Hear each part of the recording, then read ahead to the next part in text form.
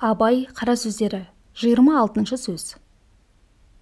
Біздің қазақтың қосқан аты алдында келсе, күреске түсірген балуаны жықса, салған құсы алса, қосқан иті өзгеден озып барып ұстаса, есі шығып бір қуанады. Білмеймін, содан артық қуанышы бар ма екен? Әй, жоқ та шығар. Осы қуаныш бәрі де қазақ қарындастың ортасында бір хайуанның өнерінің артылғанына, я бір бөтен адамның жыққанына мақтанарлық не орны бар? Ол озған, алған, жыққан өзі емес, яки баласы емес. Мұның бәрі қазақтан басқа жауы жоқ. Биттей нәрсені бір үлкен іс қылған кісідей қуанған болып, ана өзгелерді ызаландырсам екен демек. Біреуді ызаландырмақ шариғатта харам, шаруаға залал, ақылға теріс. Әншейін біреуді ыза қылмақтың несін дәулет біліп қуанады екен?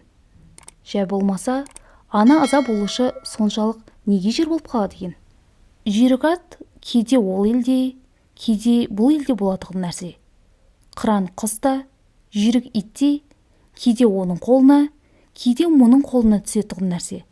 Күшті жігіт те үнемі бір елден шыға ма?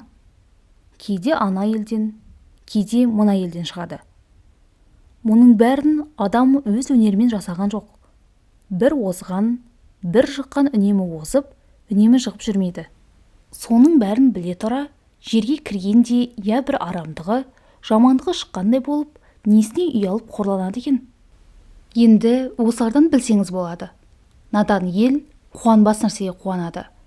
Һәм және қуанғанда не айтып, не қойғанын, не қылғанын өзі білмейді.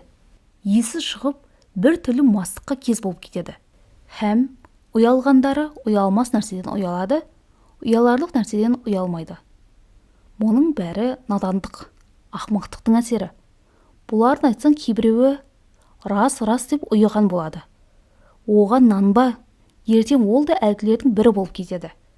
Көңілі, көзі жетіп тұрса да, хайуан секілді әуелгі әдетінен бойын тоқтата алмайды. Бір тиянақсыздыққа түсіп кетеді. Ешкім тоқтатып, ұқтырып болмайды. Не жаманшылық болса да бір әдет етсе, қазақ ол әдетінен еріксіз қорыққанда, я өлгенде тоқтайды. Болмаса ақылына жеңгізіп, мұным теріс екен деп, өздігінен тоқтаған адамды көрмессің.